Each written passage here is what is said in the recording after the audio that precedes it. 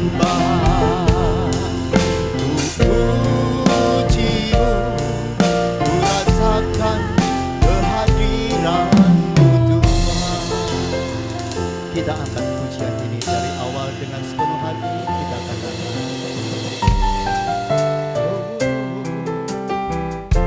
saat ku menyembah-Mu,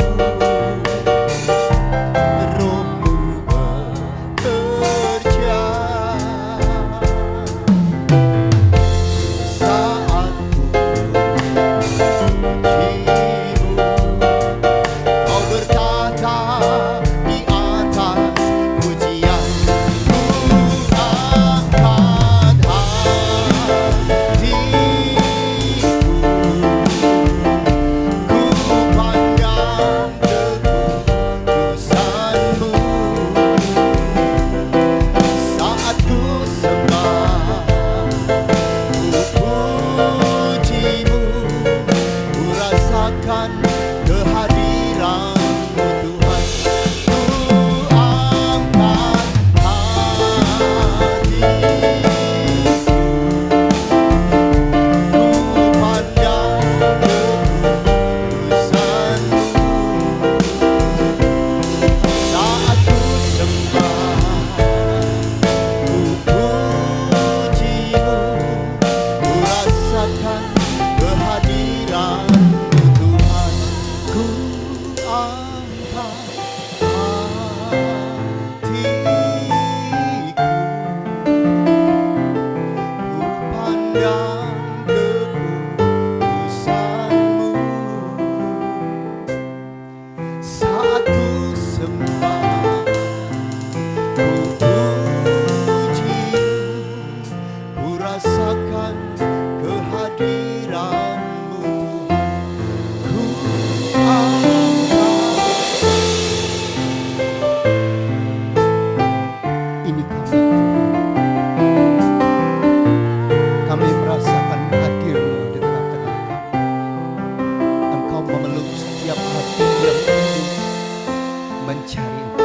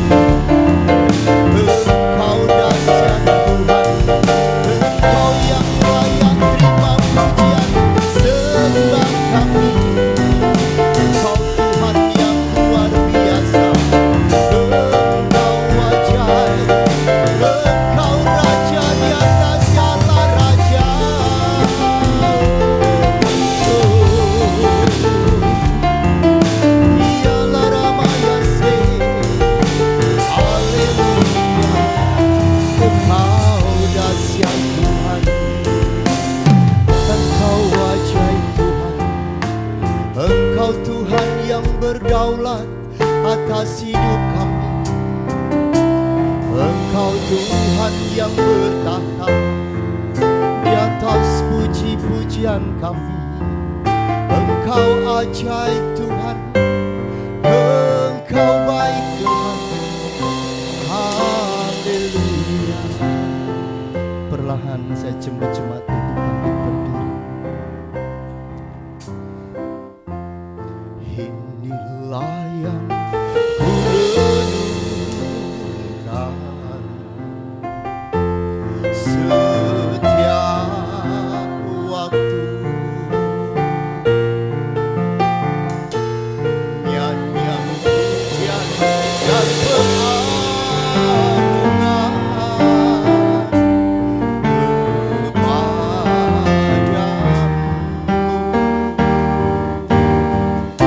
biarlah manis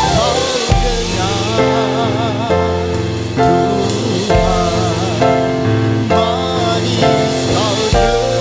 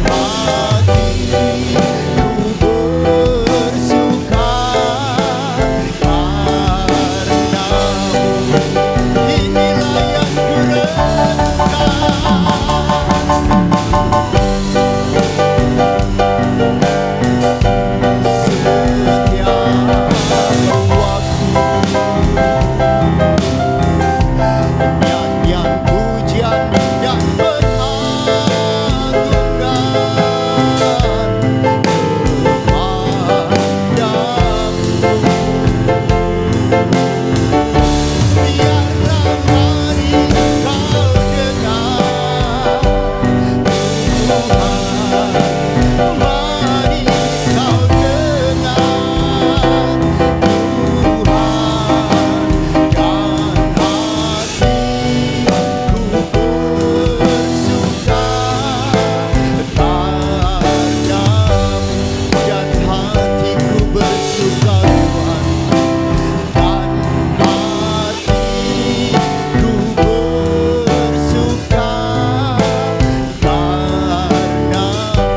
dan hatiku bersuka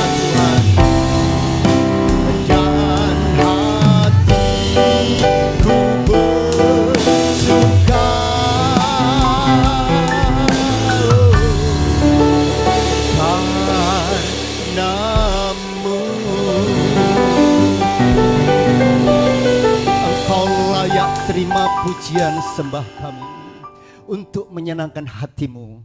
Itulah tujuan hidup kami. Mari Bapak beracaralah pada fellowship pagi yang indah ini, dari awal, pertengahan sampai pada akhirnya. Biarlah hanya nama Yesus yang kami elu-elukan.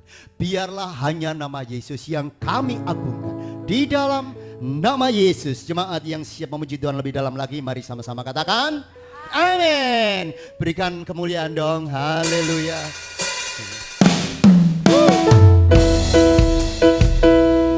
Ingat kasihnya.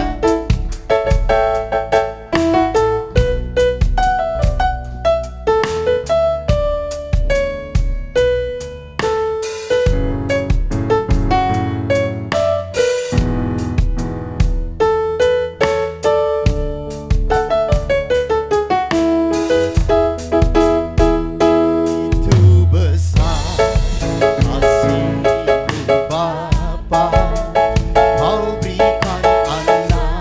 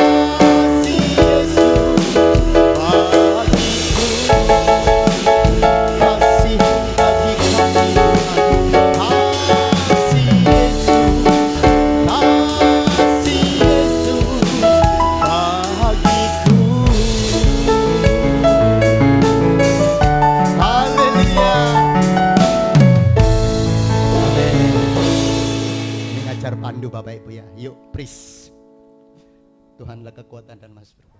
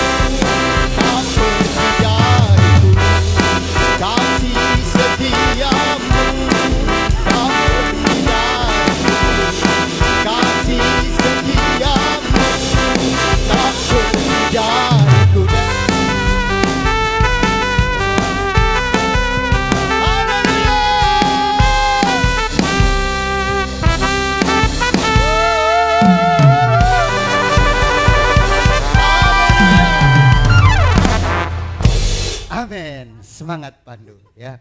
Nah, untuk persembahan yang pertama ya. Saya persilakan duduk dulu. Kami mengucap syukur Tuhan, pujian penyembahan telah kami naikkan. Dan kami percaya Engkau disenangkan di surga. Sebentar kami akan memberikan persembahan untuk pekerjaan Tuhan di tempat ini. Biarlah apapun yang kami kerjakan dengan tangan kanan kami, tangan kiri kami tidak mengetahui. Semua untuk kemuliaan Tuhan. Di dalam nama Yesus kami mengucap syukur. Haleluya. Amin. Aku diberkati.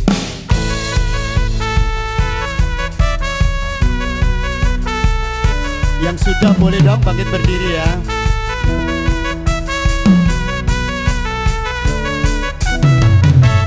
Kasih setiamu nyata bagiku, hikmat kebajikan tersedia bagiku. Oh, sebab Tuhan sanggup limpahkan segalanya, dan anugerahnya sangat besar bagiku. Aku diberkati, aku dilimpahi untuk menyediakan. Aku diberkati, aku dilimpahi atas sempurna anugerah Tuhan bagiku.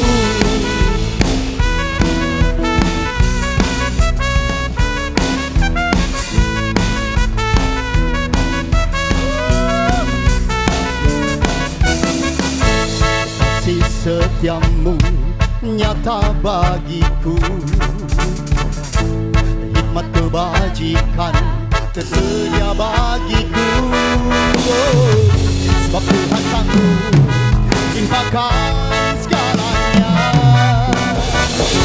dan anugerahnya sangat besar bagiku. Aku diberkati, aku dilimpahi karena Bapa sanggup untuk menyediakan. Aku diberkati, aku dilimpahi atas sempurna anugerah Tuhan bagiku. Aku diberkati, aku dilimpahi karena Bapa sanggup untuk menyediakan. Aku diberkati, aku dilimpahi atas sempurna anugerah Tuhan bagiku. Aku diberkati, aku dilimpahi karena Bapa sanggup untuk menyediakan. Aku diberkati, aku dilimpahi atas sempurna anugerah Tuhan bagiku. Sempurna anugerah Tuhan bagiku. Oh, haleluya. Saya persilakan jemaat untuk duduk. Lumayan Pak John. 1 jam latihan, oke lah ya. Terima kasih tim musik. Ya, kita siapkan hati kita. Ya, jauh lebih penting saudara, kita mendengarkan firman Tuhan. Karena saya sendiri telah membuktikan bagaimana firman itu, Pak John ini juga membuktikan firman itu sanggup mengubah karakter ya. Watak karo watuk jare wong Jawa. Lek watuk iso diwarasno Bapak Ibu. Digawa nang dokter, diurutno, dikeri, diombeni sembuh ya. Tapi lek watak, siapa yang bisa merubah karakter watak kalau bukan Tuhan? Amin. Haleluya, kita siapkan. Biarlah Bapa kita itu Yesus Kristus katakan dalam hatimu, Kaulah segalanya dalam hidupku Tuhan.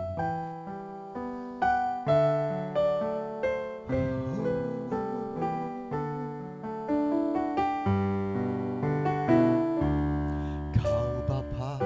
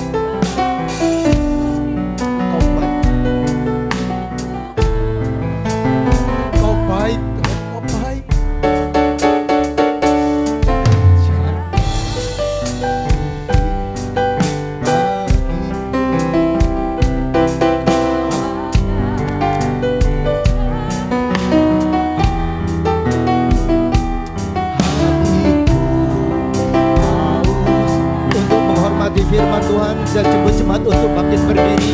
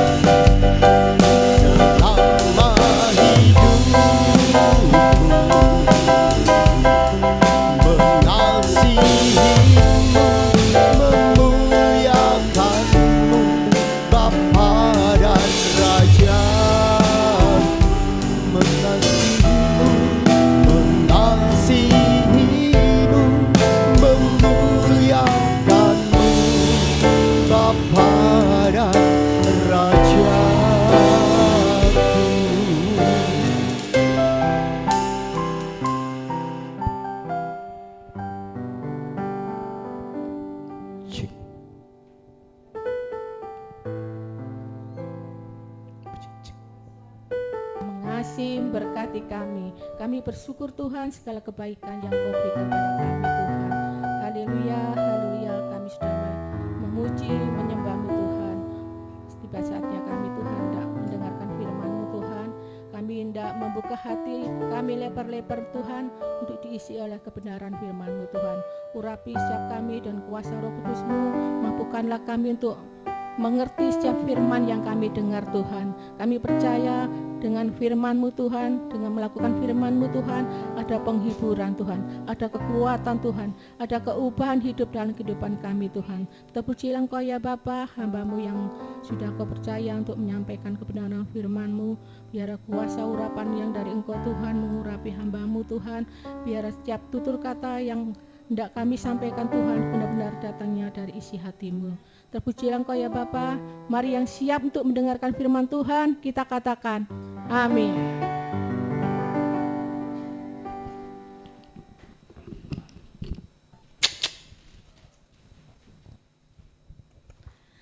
Shalom, jemaat yang kasih Tuhan, ada shalom. Apa kabar? Ya, kita bersyukur pada Tuhan yang mana kita sudah meninggalkan tahun 2025 ya. Tuhan beri kesempatan kita untuk memasuki tahun 2026. Ini suatu berkat, suatu mukjizat ya. Karena dengan bertambahnya usia ya. Kira-kira dengan bertambahnya tahun, dengan bertambahnya usia, kira-kira kita tambah tua apa tambah muda? Siapa yang merasa tambah muda angkat tangan?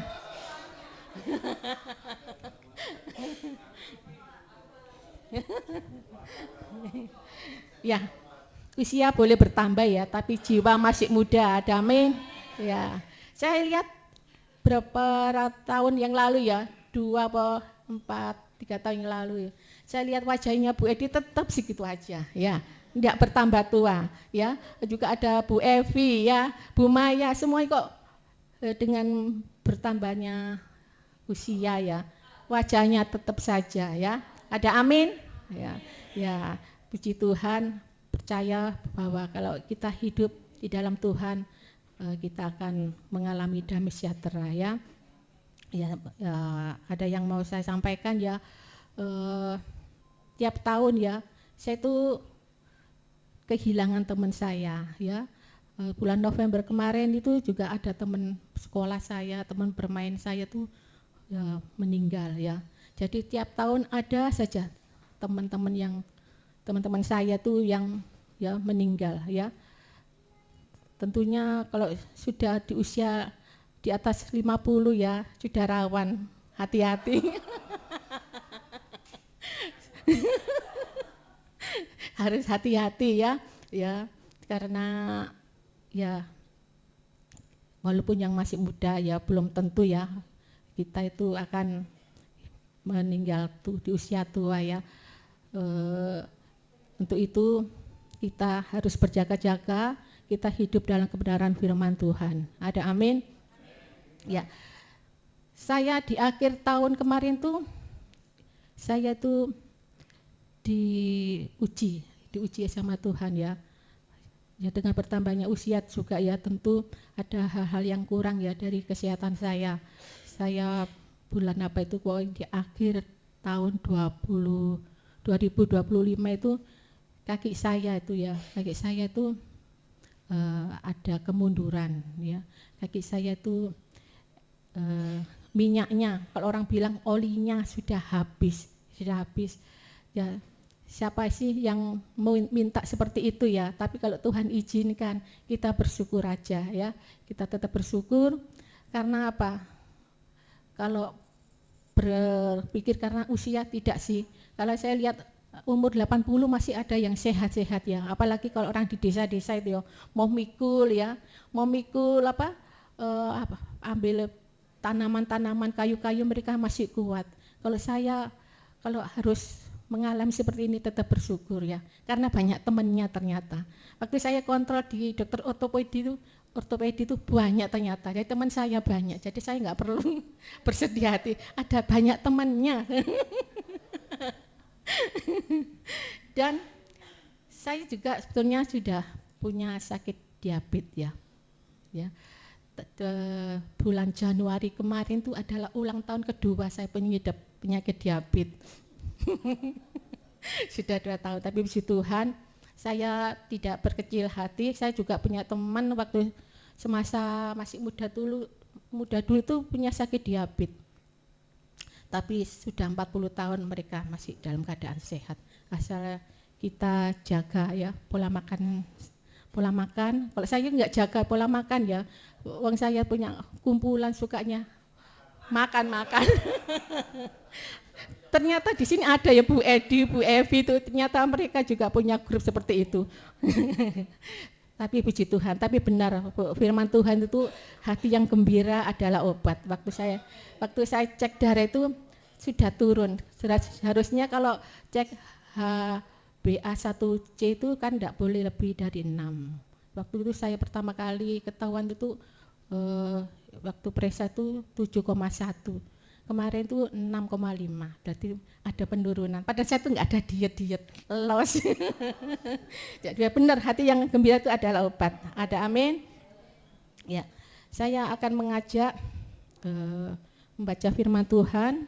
Mungkin ini agak panjang ya. Saya mohon supaya setiap jemaat yang ada di sini ikhlas membacanya ya. Karena kalau kita cinta sama Tuhan, kita juga cinta ke firman-Nya. Kita buka di 1 Raja-Raja 13 ayat 1 sampai 25.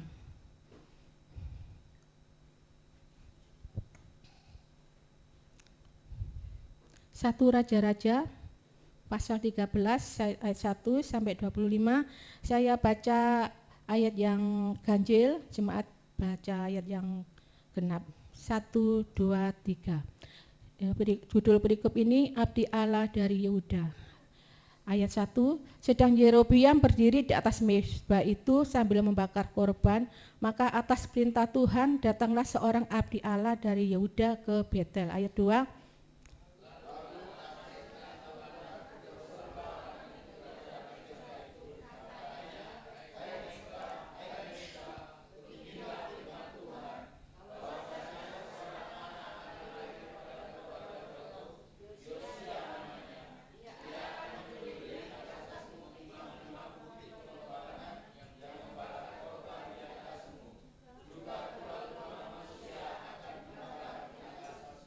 ayat ketiga, pada waktu itu juga ia memberitahukan suatu tanda ajaib. Katanya, inilah tanda ajaib bahwa Tuhan telah berfirman bahwasanya mezbah itu akan pecah sehingga tercurah abu yang di atasnya. Ayat 4.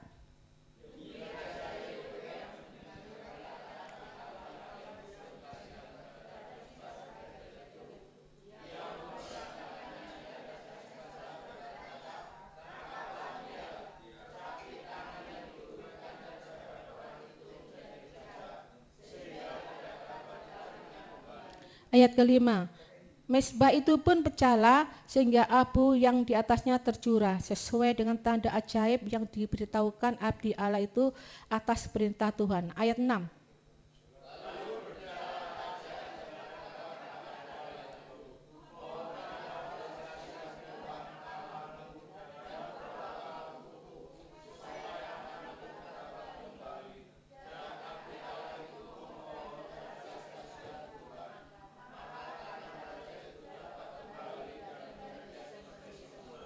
Ayat 7, kemudian berbicaralah raja kepada abdi Allah itu, marilah bersama-sama dengan aku ke rumah, segarkanlah badanmu, sesudah itu aku hendak memberikan suatu hadiah kepadamu. Ayat 8.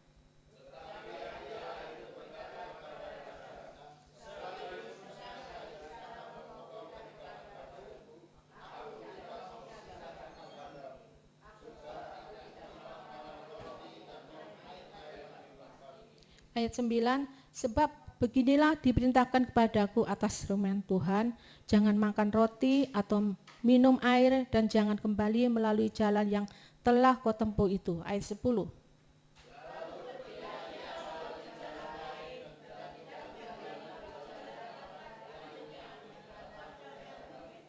Ayat 11, di Betel diam seorang nabi tua. Anak-anaknya datang menceritakan kepadanya segala perbuatan yang dilakukan abdi Allah pada hari itu di Betel. Mereka menceritakan juga kepada ayah mereka perkataan yang dikatakannya kepada raja. Ayat 12.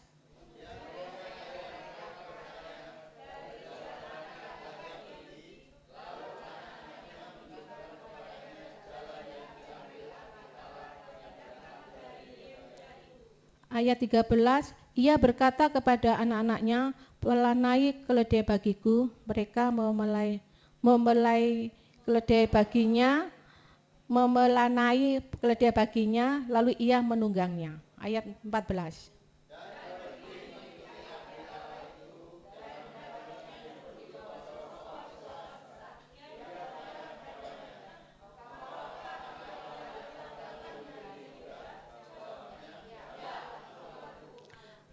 Ayat 15, katanya kepadanya, marilah bersama-sama aku ke rumah untuk makan roti. Ayat 16.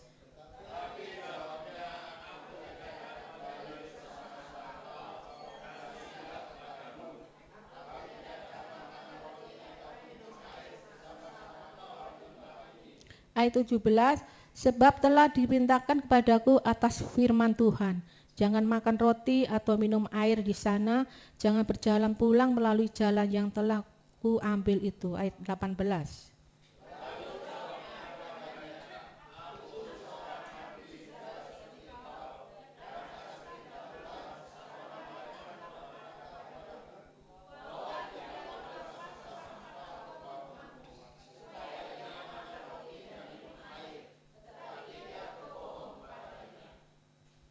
Ayat 19, kemudian orang itu kembali bersama-sama dia, lalu makan roti dan minum air di rumahnya.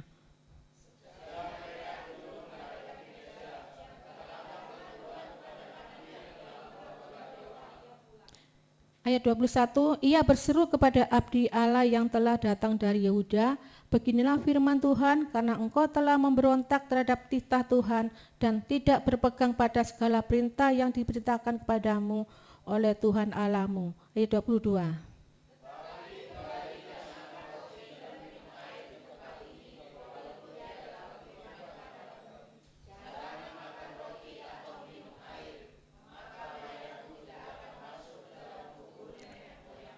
Ayat 23, setelah orang itu makan roti dan minum air, dipelanailah keledai baginya. 24.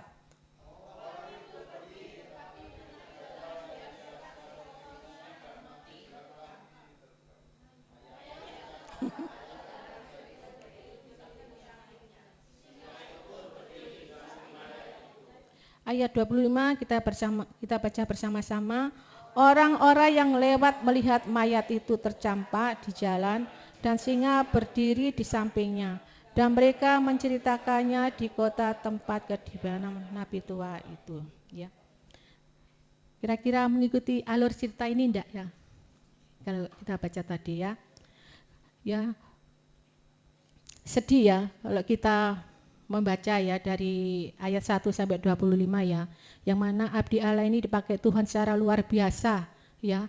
Dia bisa menunjukkan ya betapa hebatnya, spektakuler ya, dia melakukan hal-hal yang ajaib ya untuk menyampaikan firman Tuhan ya, di mana diteguhkan dengan tanda-tanda ajaib.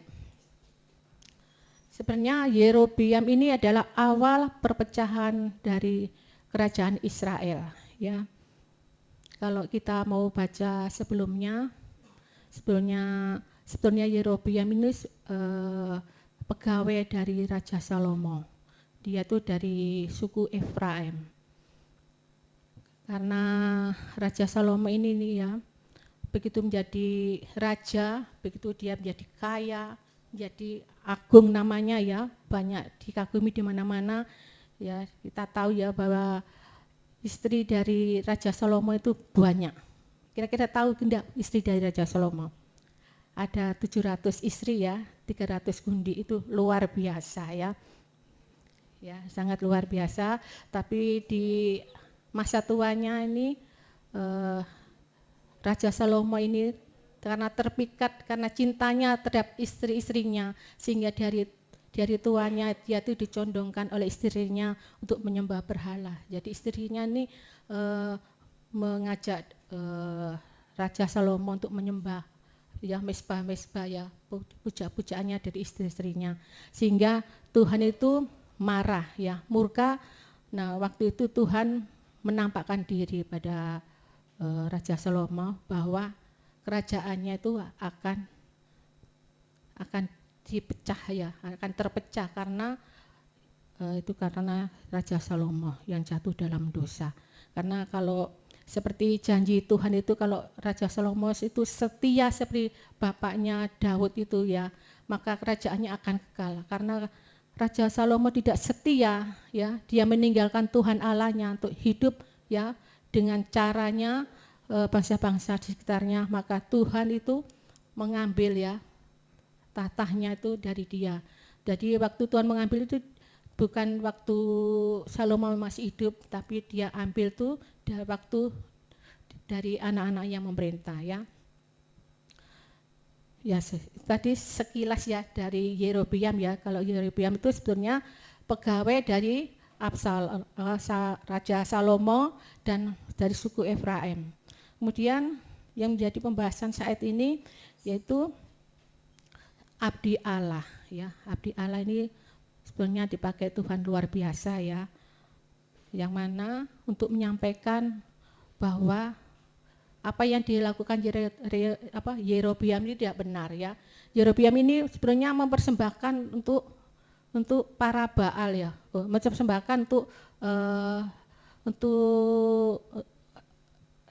lembu emas ya. Karena Yerobeam ini takut kalau rakyatnya pindah ke Yerusalem ya, pindah Yerusalem sehingga dia itu membuat lembu dari emas untuk dipuja, untuk disembah untuk rakyat dari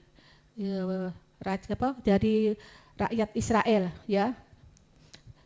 Yang mana Raja Yerobeam ini membuat semua ya kerajaan yang ada di Israel ini ya, untuk rakyat yang ada di Israel itu menyimpang dari Allah, untuk menyembah lembu emas ini, bukan untuk Tuhan.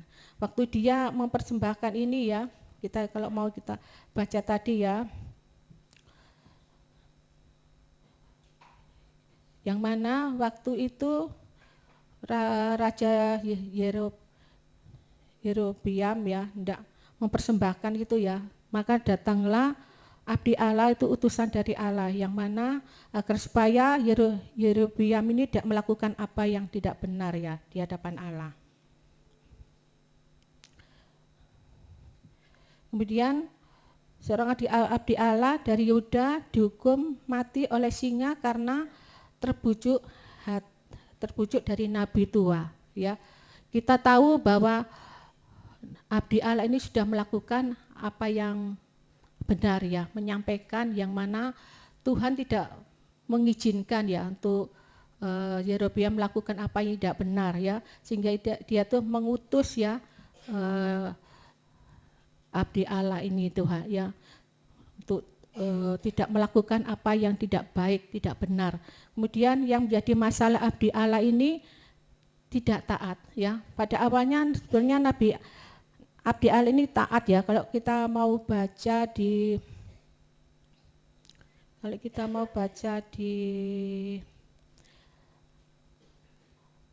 ayat 16 sampai 17. Mari kita baca ayat 16 sampai 17.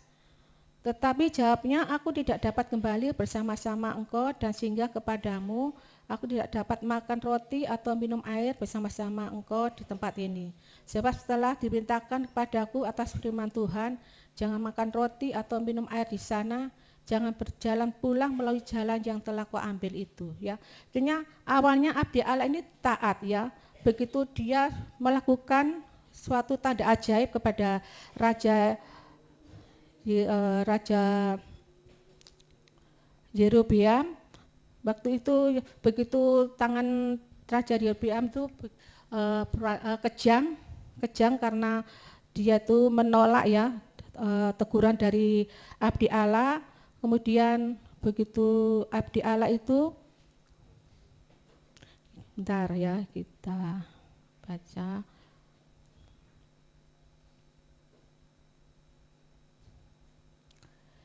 Ya, Raja Yerobeam mendengar perkataan abdi Allah yang disuruhkannya terhadap mezbah di Betel itu, ia mengulurkan tangannya dari atas mezbah dan berkata, tangkaplah dia, tetapi tangan yang diulurkannya terhadap orang itu menjadi kejang sehingga tidak dapat ditariknya kembali. Nah, begitu Yerobeam mohon pada abdi Allah ini supaya mohon doanya agar tangannya dipulihkan kembali, maka Raja Yerobeam ini mengundang mengundang abdi Allah untuk makan di rumahnya, untuk makan roti dan untuk bersama-sama dia, ya. Lalu berbicara raja dan berkata kepada abdi Allah itu, mohonkanlah belas kasihan Tuhan Allahmu dan berdoalah untukku supaya tanganku dapat kembali. Dan abdi Allah itu memohonkan belas kasihan Tuhan, maka tangan raja itu dapat kembali dan menjadi seperti semula. Yang ayat 7, kemudian berbicara raja kepada abdi Allah itu, marilah bersama-sama dengan aku ke rumah, segarkanlah badanmu, sudah itu aku hendak memberikan suatu hadiah kepadamu.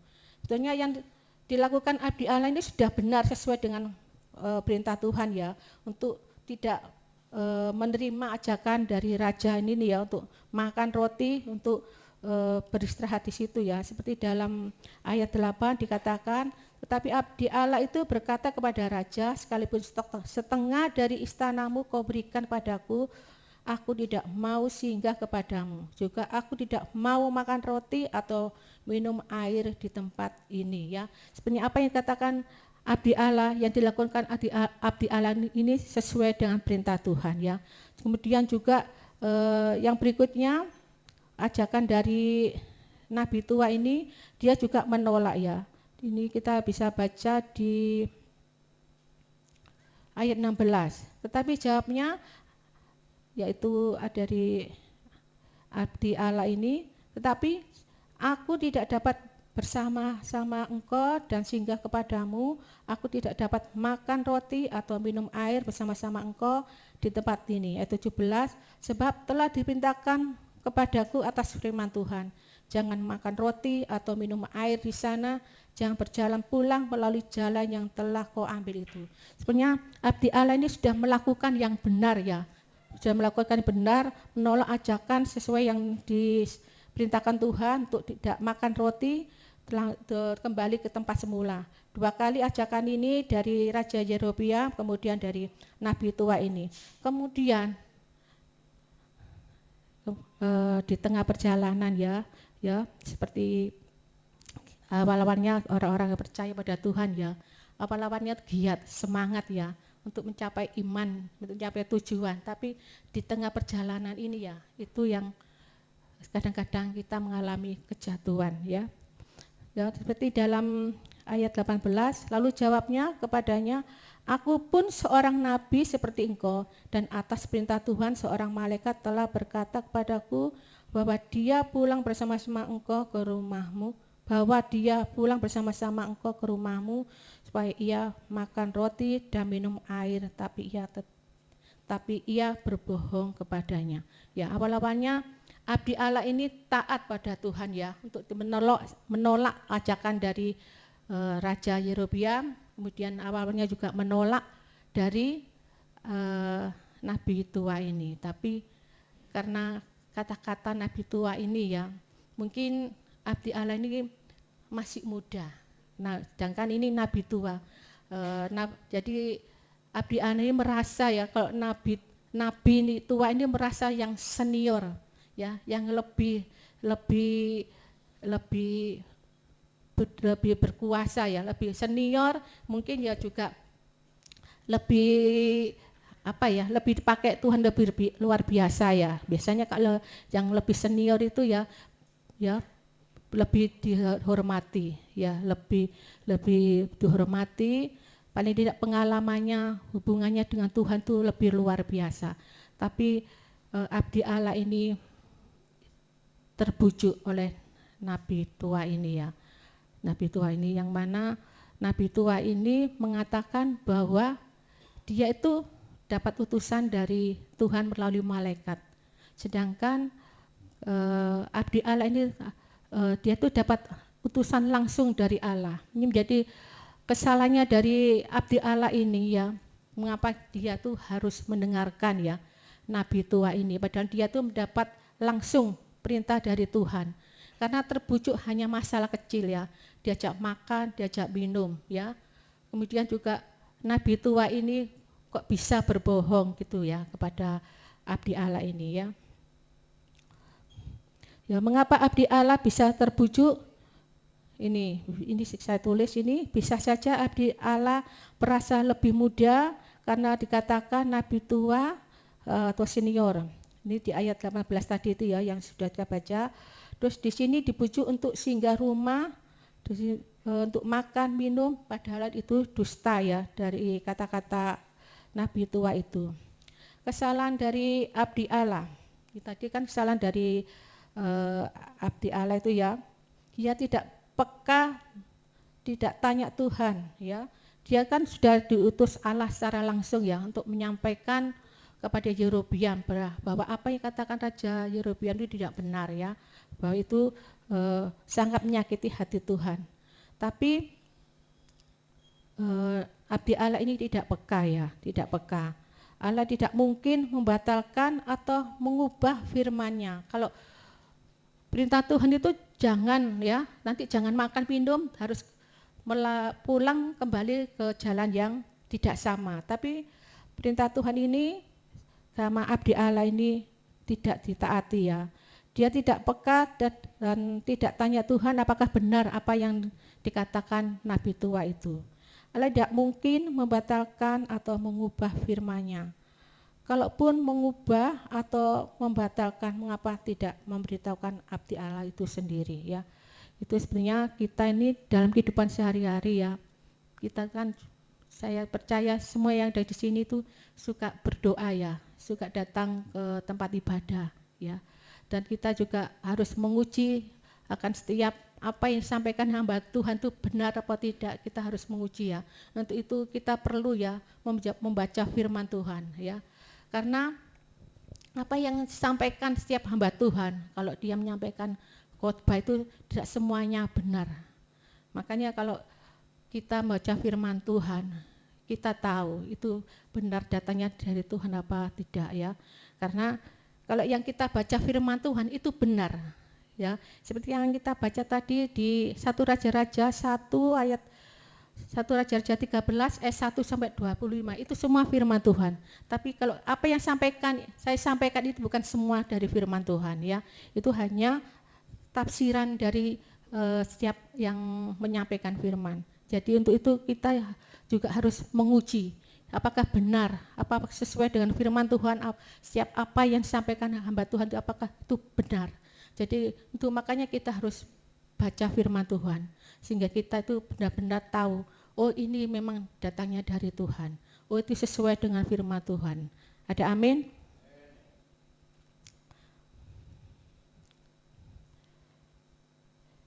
Jadi anak Tuhan harus mempunyai kepekaan, baik atau buruk, benar atau tidak, itu perlu keintiman dengan Tuhan, dengan kita membaca firman Tuhan. Kemudian abdi Allah ini dikarenakan ketidaktaatnya harus membayar dengan nyawanya ya.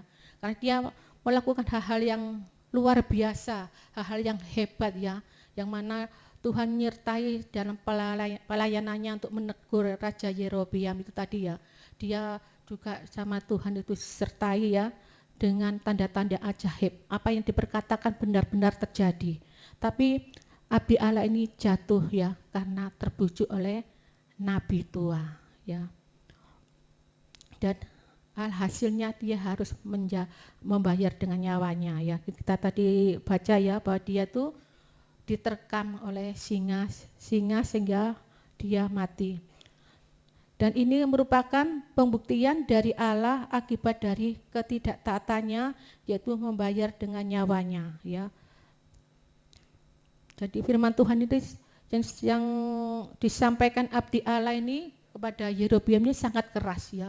Dan apa yang disampaikan Yerobeam itu benar-benar ya dalam penyertaan Tuhan sehingga ada terjadi tanda-tanda ajaib. Cuma sayangnya abdi Allah ini tidak taat ya. Dia terbujuk oleh nabi tua tadi.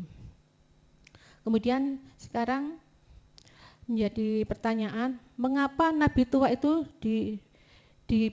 mengapa nabi tua di Betel tega berbohong atau menjebak abdi Allah dengan menggunakan cara bahwa Tuhan yang menyuruhnya.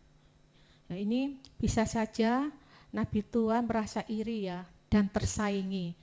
Dia kan merasa senior, kenapa harus mengutus yang masih muda. Jadi ini kemungkinan nabi tua ini merasa iri ya, merasa tersaingi oleh hamba Tuhan yang masih muda. Kemudian sikap iri hati dalam bidang apapun yang diikuti dengan tindakan untuk menghancurkan orang lain yang punya sesuatu yang lebih dianggap pesaing. Ya, sikap iri hati ini ya sangat tidak baik ya. Biasanya kalau orang iri hati ini tentunya orang lain tuh merasa lebih dari dia ya. Merasa lebih dari dia tuh ada iri. Kalau rasa iri ini enggak segera dibereskan, maka akan meningkat ya dengan hal-hal yang jahat, yang mana akan menghancurkan ya orang menjadi pesaingnya tadi ya. Seperti di dalam dunia pelayanan ya, itu juga ada seperti merasa tersaingi dengan orang-orang yang mungkin yang lebih muda ya, yang merasa senior tuh tersaingi dengan orang-orang yang lebih muda. Ini ada ya di dalam dunia pelayanan ya. Ya, di dunia itu ternyata banyak cerita. Ya, di dalam dunia ini banyak cerita. Kan ada dunia anak. Ya, ada dunia percintaan, ada dunia pewayangan. Apalagi ada dunia apa? Ada dunia persilatan. Terus ada dunia apa lagi? Ada dunia lain ya, bisa dikatakan dunia gaib ya, dunia gaib.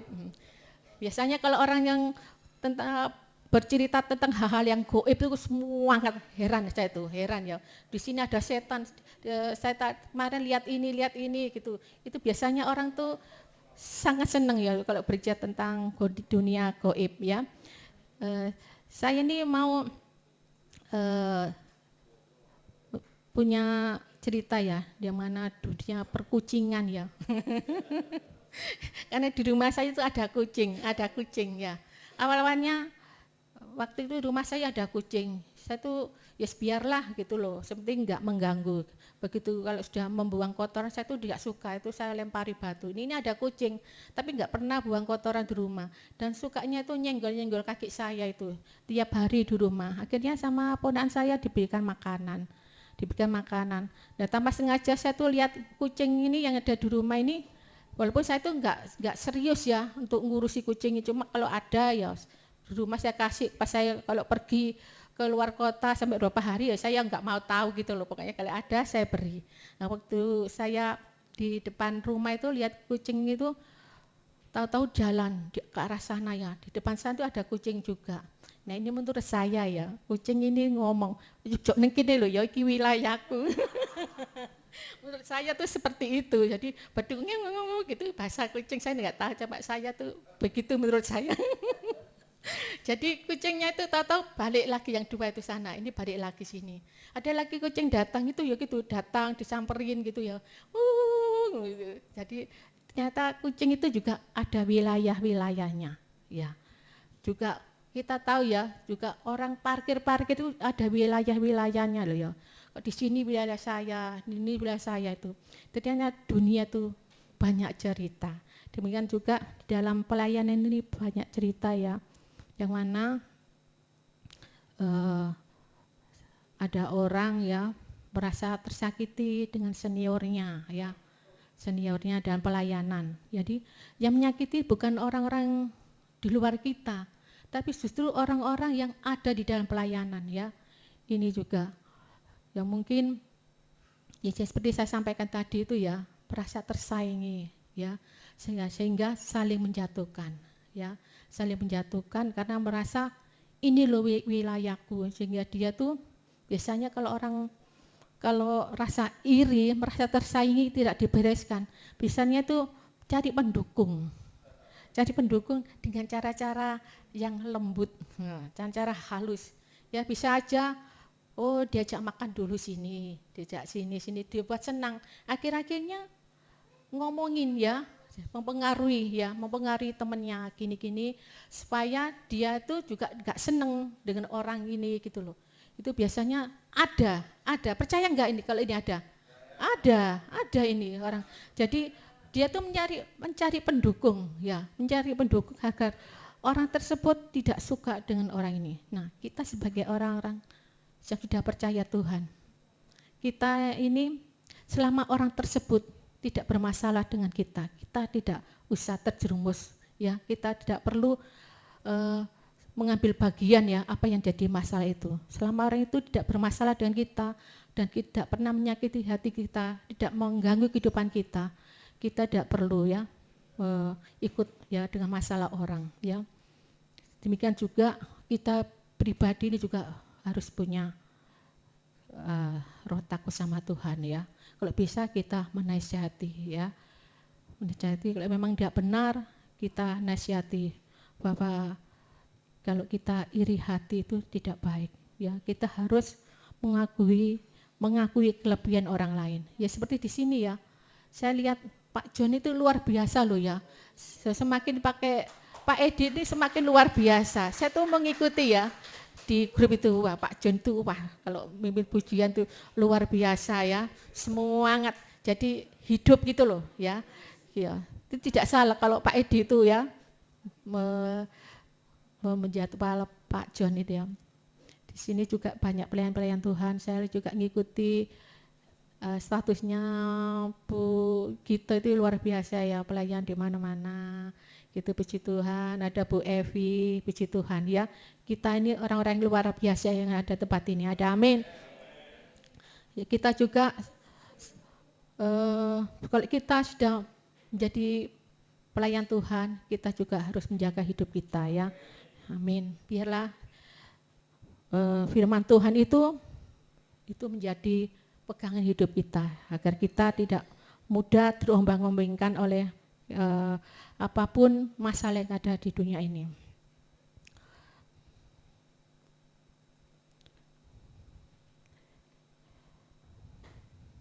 Berbicara ketaatan mutlak terhadap firman Tuhan, wajib dilakukan hingga akhir tanpa kompromi. Ya, berbicara ketaatan itu mutlak ya, ketaatan itu mutlak dan suatu keharusan. Firman Tuhan wajib dilakukan hingga akhir tanpa kompromi. Kemudian firman Tuhan pagi ini menjadi peringatan tentang pentingnya ketaatan kepada firman Tuhan. Bahkan dalam godaan yang halus seperti yang sudah saya sampaikan tadi ya, godaan halus ya. Awal-awalnya seperti tidak jadi sesuatu ya, seperti tadi ya diajak makan ya, diajak apa ya, membuat orang itu senang dulu. Kemudian niat-niatnya itu akhirnya ya dengan cara yang halus, ini loh begini, ini begini. Nah, ini yang bahaya ya. Makanya kita harus bisa membentengi diri kita. Kalau sudah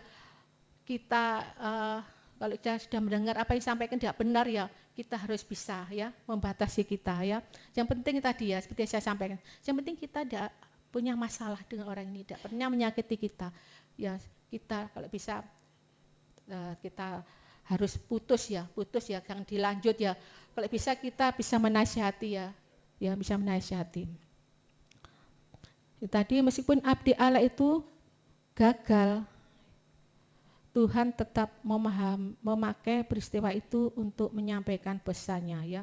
Sebenarnya abdi Allah itu tadi bisa dikatakan gagal, tapi sebetulnya kalau di hadapan rencana Tuhan itu tidak gagal. Meskipun abdi Allah itu gagal, Tuhan tetap memahami peristiwa itu untuk menyampaikan pesannya. Kan sudah tersampaikan ya juga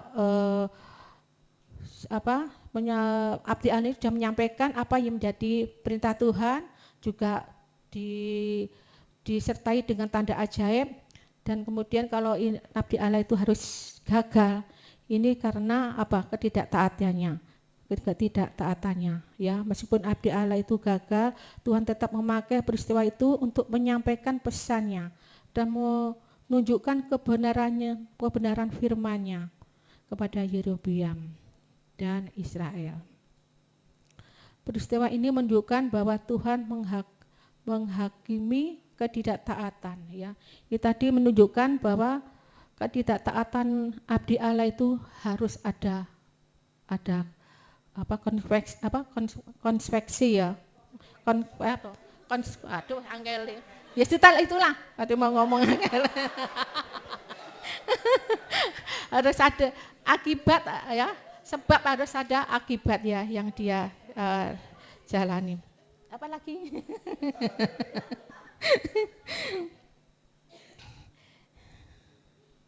Ya itu tadi ya firman yang kita dengar ya, bahwa kalau kita sudah dipercaya Tuhan, kita harus melakukan dengan hati-hati ya. Kita harus taat apa yang sudah dipercayakan pada Tuhan, kita harus melakukan dengan segenap hati. Kita harus taat ya apa yang sudah menjadi perintah Tuhan ya.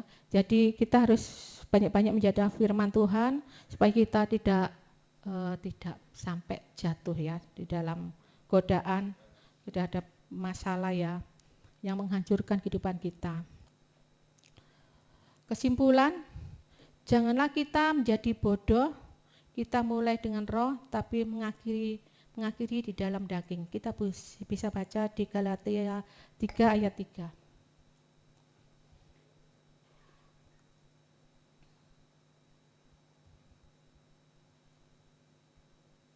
Galatia 3 ayat 3, kita bisa baca. 1, 2, 3. Adakah kamu sebodoh itu? Kamu telah mulai dengan roh, maukah kamu sekarang mengakhirinya di dalam daging? Ya ini berat buat kita ya, yang sudah pelayanan ya. Kita ini sebagai, kalau di luar kita tuh bagikan orang-orang yang suci, orang yang kudus ya. Ya kalau sudah pelayanan, apalagi sudah ada di mimbar ini ya, itu orang-orang yang hebat ya, di mata orang-orang dunia itu kita orang-orang hebat ya. Tapi kita juga menjadi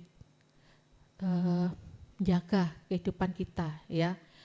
Kita juga menjadi tanggung jawab kita. Kalau kita sudah dipercaya pelayanan, apapun bentuk pelayanannya, seperti WL, singer, maupun juga menjadi pembicara di tempat ini, kita harus tetap menjaga sikap hidup kita ya. Kita harus menjadi kewajiban kita, tanggung jawab kita harus kita lakukan dengan sepenuh hati supaya kita menjadi berkat ya, menjadi terang di mana kita ditempatkan oleh Tuhan ya, menjadi saksi ya, menjadi saksi di dalam kehidupan kita. Kemudian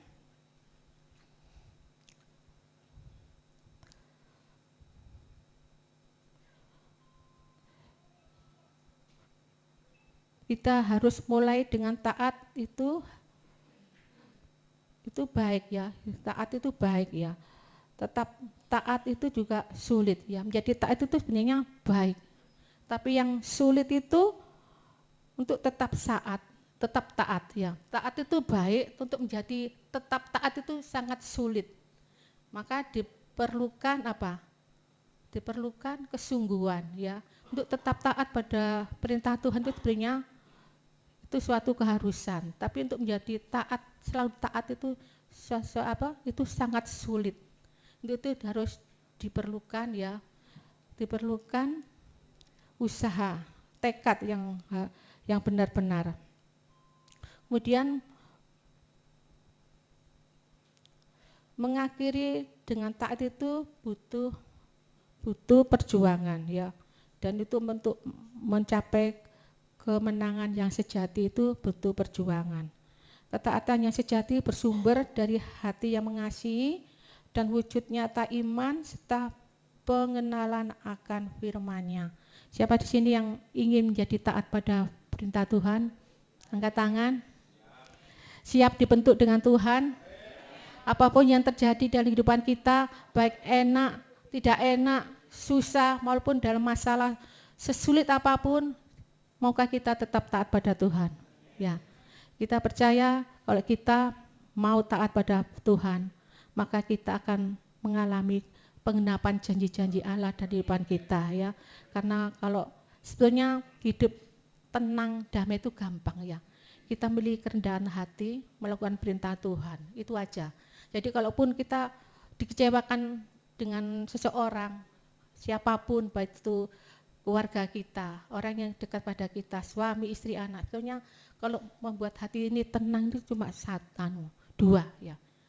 Mengampuni dan memiliki kerendahan hati itu obatnya untuk melepaskan rasa kecewa, sakit hati itu cuma itu aja. Memiliki kerendahan hati, mengampuni itu bisa membuat kita tuh merasa damai sejahtera. Apapun yang dibuat orang terhadap kita yang ingin menghancurkan kita, itu tepat, itu rahasianya itu aja ya.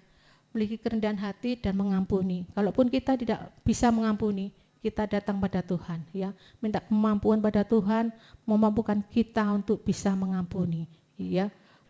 Jangan kita kalau kita sudah kecewa, sakit hati, kita harus menciptakan kesana kesini, itu tidak baik. Malah sekarang kan orang-orang pinter ya, orang-orang sekarang itu bisa pinter gitu loh, kalau bisa mikir gini, dia tuh loh nggak pernah ngomongin ngelek-ngelek ini ya, kok ini ngelek-ngelek ini, orang itu bisa nebak, berarti yang nggak bener tuh orang ini, itu orang sekarang itu bijaksana sekarang itu. Jadi untuk membedakan orang itu benar apa tidak, kalaupun kedua temannya ini sering ngomongin ini, sedang ini nggak pernah, kita bisa nebak, ya berarti yang nggak bener tuh yang ini gitu loh. Jadi kita tuh apalagi kalau kita sering baca firman Tuhan, kita ini akan menjadi bijaksana ya, karena di dalam firman Tuhan itu ini ya, ini ada janji dari Allah ya, ada pengenapan dari Allah ya. Kemudian kalau kita baca-baca firman Tuhan, kita itu diberi hikmat ya, yang mana bisa membaca ya, paling tidak bisa membaca pikiran orang. Kalau kita bergaul dengan Tuhan, kita intim dengan Tuhan, kita ini bisa membaca pikiran orang ya. Jadi orang ini mau apa, mau bagaimana, kita ini tahu ya. Tuhan memberi kelebihan dari orang-orang yang suka baca firman Tuhan. Orang yang intim dengan Tuhan, Tuhan akan memberi kelebihan ya. Ada amin. Kita akhiri firman Tuhan. Tuhan Yesus memberkati. Kami undang untuk singer WL maju ke depan, juga pemain musik.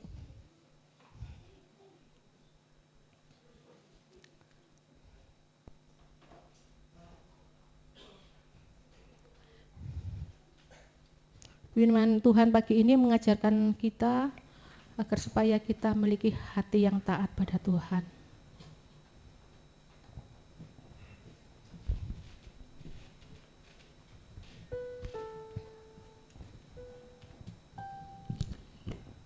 Pujian bagi Tuhan tidak ada yang mustahil.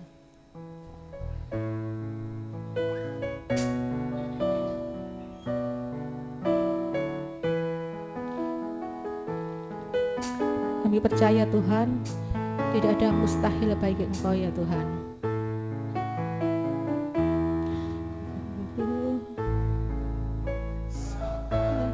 Berfirman,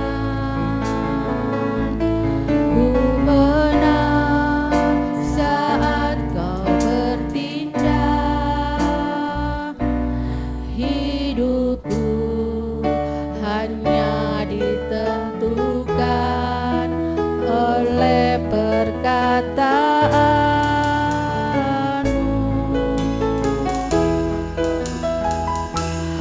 Ku amankan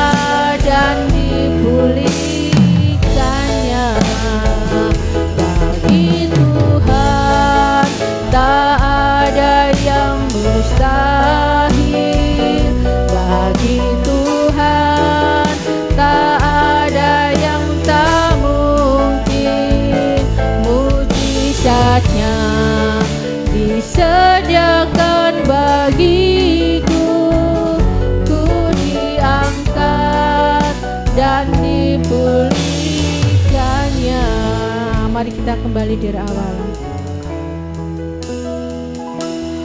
Ku yakin saat kau berfirman,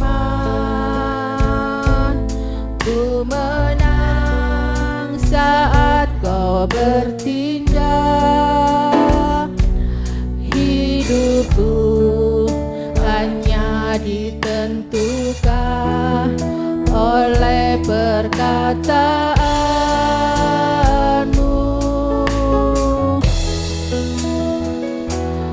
Ku aman karena kau menjaga. Ku kuat karena kau menopang. Hidupku hanya ditentukan oleh kuasa-Mu.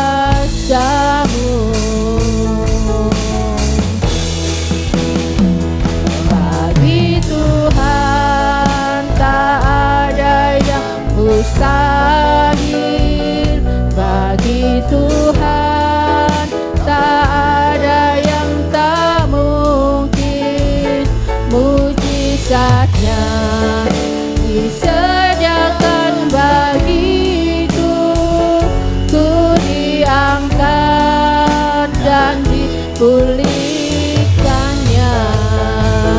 Bagi Tuhan tak ada yang mustahil. Bagi Tuhan tak ada yang tak mungkin. Mujizatnya disediakan bagiku. Ku diangkat dan dipulihkannya. Ku diangkat dan dipulihkannya. Ku diangkat dan dipulihkannya. Terima kasih Tuhan, pagi ini Tuhan kami boleh mendengarkan firman-Mu Tuhan, yang mana kami boleh belajar Tuhan untuk taat pada Engkau Tuhan. Apapun yang terjadi dalam kehidupan kami Tuhan, supaya kami tetap taat pada Engkau Tuhan. Dunia boleh bergoncang Tuhan, masalah boleh ada Tuhan, biarlah kami tetap taat pada Engkau Tuhan. Kami tetap melakukan kebenaran yang seperti Engkau ajarkan melalui firman-Mu Tuhan. Kami mau Tuhan menjadi pelaku-pelaku firman-Mu Tuhan. Kami mau Tuhan menjadi saksi-Mu di muka bumi ini Tuhan. Pakai hidup kami Tuhan untuk menjadi terang dan garam di mana kami Kau tempatkan Tuhan. Biarlah kuasa Roh Kudus-Mu mampukan kami Tuhan untuk melakukan firman-Mu Tuhan. Ampuni jika selama ini Tuhan kami sering menyakiti hati-Mu Tuhan. Gagal melakukan kehendak-Mu, ampuni kami Tuhan. Biar melalui firman pagi ini Tuhan, kami boleh belajar pada abdi Allah ini Tuhan, yang mana sudah Kau pakai luar biasa Tuhan, untuk menyatakan kuasa-Mu Tuhan secara ajaib Tuhan. Tapi dia Tuhan di penghujung kehidupannya Tuhan, dia mengalami kegagalan Tuhan. Biar kami Tuhan anak muda melakukan biar ini menjadi pembelajaran bagi kami Tuhan, biar kami tetap setia pada Engkau Tuhan, tetap taat pada Engkau Tuhan, apapun yang terjadi dalam kehidupan kami Tuhan, untuk tetap setia pada Engkau Tuhan, untuk tetap hidup dalam kebenaran firman-Mu Tuhan. Kami percaya di setiap masalah ujian yang kami hadapi Tuhan, kami percaya bahwa Kau punya rencana yang luar biasa atas hidup kami Tuhan, di mana dengan ada masalah, ada masalah, ada pergumulan Tuhan, pasti di teman kami Tuhan ada mujizat, ada kemenangan-kemenangan yang akan kami dapat Tuhan. Kami percaya Kau akan menggenapi janji-Mu Tuhan, sebagai anak-anak-Mu Tuhan, Kau akan selalu Tuhan menyertai, akan memberkati kami Tuhan. Kemenangan-kemenangan yang dari Engkau akan kami terima Tuhan. Pembelaan-pembelaan yang dari Engkau akan kami terima Tuhan. Terpujilah Engkau ya Bapa, dalam nama Tuhan Yesus kami dapat berdoa mengucap syukur. Haleluya. Amin.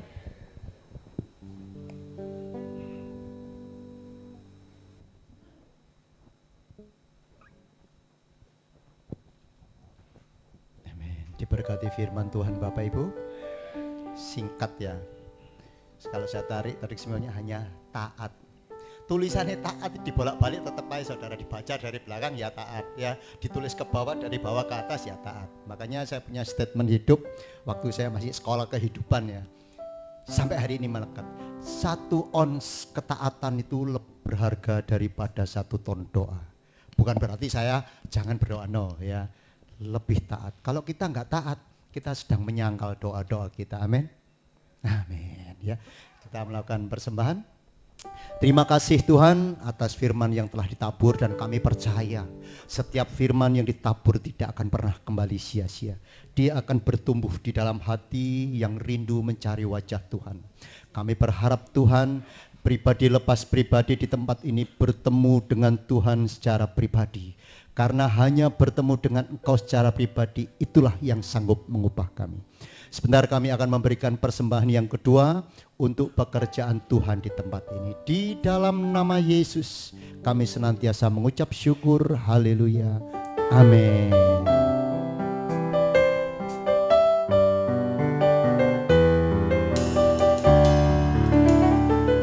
Nyanyi itu enak sambil duduk apa sambil berdiri Bapak Ibu? Berdiri, kita dangdutan Bapak Ibu ya.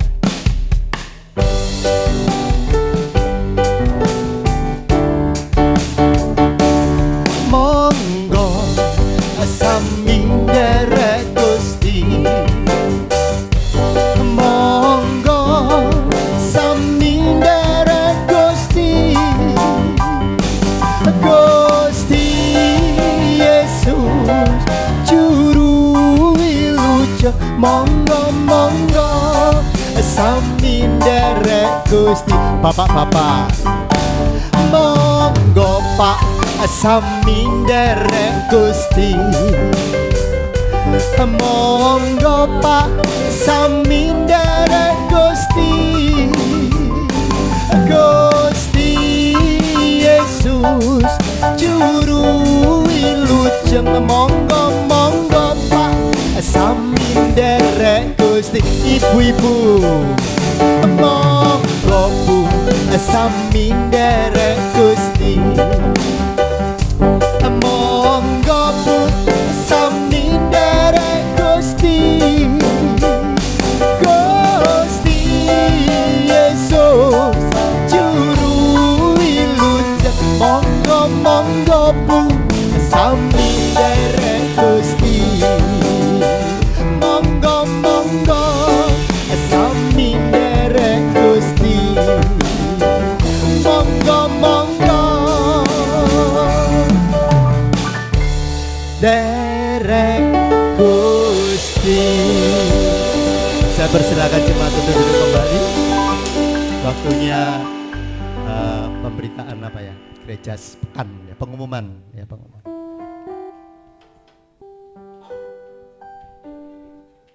Fellowship kami hanya ini Tuhan yang ada di dalam hati kami. Kiranya Engkau memberkati aku berlimpah-limpah dan memperluas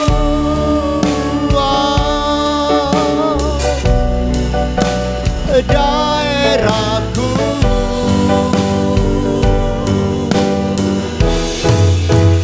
dan kiranya tanganmu menyertai aku dan melindungi aku daripada malapetaka,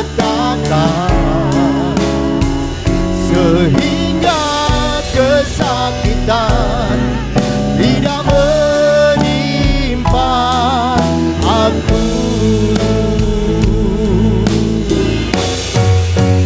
Kiranya Kau memberkati aku berlimpah-limpah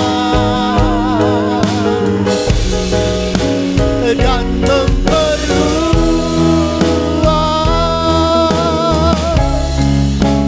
daerahku. Oh,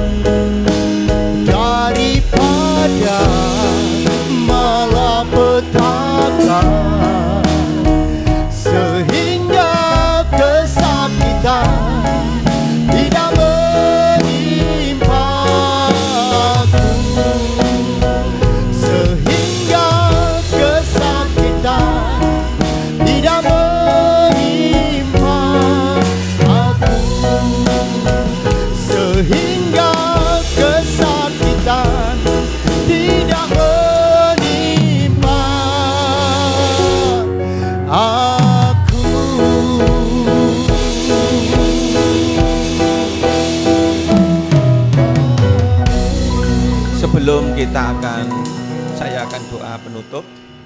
Kita akan doakan yang ulang tahun, Natania. Atau ada lagi yang ulang tahun belum didoakan? Doa khusus untuk hambamu Bu Rani, yang dimana dia ada di bawah Tuhan. Dia sebenarnya merindukan untuk ikut ibadah tempat ini, tapi kakinya belum bisa Tuhan karena sakit. Kami berdoa menyatukan hati, berdoa untuk Bu Rani Tuhan. Biarlah pada pagi ini Engkau mengulurkan tangan, Tuhan, Engkau menyembuhkan, Engkau memulihkan, supaya Bu Rani sehat, boleh kembali, kaki yang tidak sempurna disempurnakan kembali, di dalam nama Tuhan Yesus Kristus. Kau katakan Bu Rani, kakimu sembuh, boleh, sehingga Engkau akan melayani lebih lagi, Engkau akan dipakai Tuhan. Juga saudara yang didampingi Tuhan juga berkati, yang sudah setia mendampingi untuk ada di tempat itu juga Tuhan berkati. Tiba saatnya Tuhan, kami juga serahkan setiap hamba-hamba Tuhan yang sudah ambil bagian melayani, baik worship leader, singer, pemain musik, kolektan, multimedia, aser, bahkan yang melayani firman Tuhan, berkati mereka semua. Roh hikmat pewahyuan turun atas hamba-hambamu, pengurapan Tuhan turun atas hamba-Mu, sehingga ke depan hamba-Mu akan Kau pakai luar biasa, menjadi kepanjangan tangan Tuhan, dan boleh jadi berkat pelayanannya di tempat ini, maupun juga mungkin juga Engkau pakai ke tempat-tempat lain Tuhan. Terima kasih memberkati setiap persembahan yang sudah dipersembahkan untuk pekerjaan Tuhan di tempat ini, baik itu persembahan kolektor, mau persembahan perpuluhan atau persembahan bentuk apapun untuk mendukung pelayanan tempat ini. Tuhan membalas berlipat kali ganda. Tiba saatnya Tuhan, kami akan kembali ke tempat kami masing-masing. Engkau melihat setiap tangan kami terangkat. Untuk itu Tuhan, biarlah tangan Tuhan sendiri yang mengulurkan tangan untuk memberkati setiap pribadi demi pribadi, keluarga demi keluarga. Bapak Ibu yang terkasih, silakan angkat tangan, kini pulanglah. Tuhan memberkati engkau, Tuhan melindungi engkau, Tuhan menyinari engkau dengan wajahnya dan memberikan engkau kasih karunia-Nya. Tuhan menghadapkan wajahnya dan engkau memberikan engkau damai sejahtera, berkat anugerah dari Bapa Surgawi, cinta kasih dari Yesus Kristus, penghiburan, penyertaan Roh Kudus menyertai kita hari ini, bahkan sampai Tuhan datang 2 kali menyambut kita, bahkan sampai selama-lamanya Dia bersama kita. Di dalam nama Yesus yang sudah menerima berkat, katakan amin. Silakan duduk.